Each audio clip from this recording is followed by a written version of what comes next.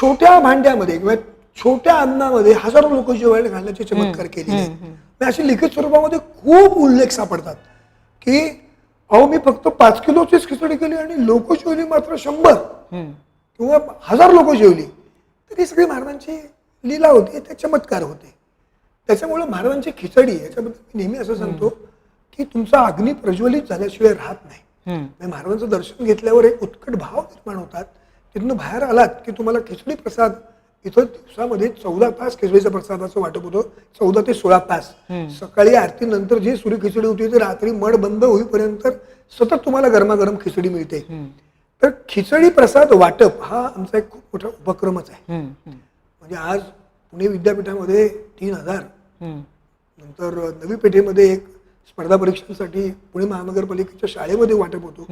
भाऊरंगारी म्हणून खूप फेमस गणपती मंदिर आहे, त्याच्या प्रांगणामध्ये त्याच्या जवळच्या ठिकाणी सुद्धा 1000 मुलं, म्हणजे जवळजवळ रोज 5000 विद्यार्थ्यांना खिचडी प्रसादाचं वाटप होतो. तर महाराजांची खिचडी ही खूप अद्भुत आहे. आणि आता आम्ही असं म्हणत नाही की त्याला आम्ही आयसो घेतो. आयसो घ्यायची गरजच नाहीये, कारण महाराजांच्या सान्निध्यामध्ये त्याच्यात काही चुकाच घडत नाहीत.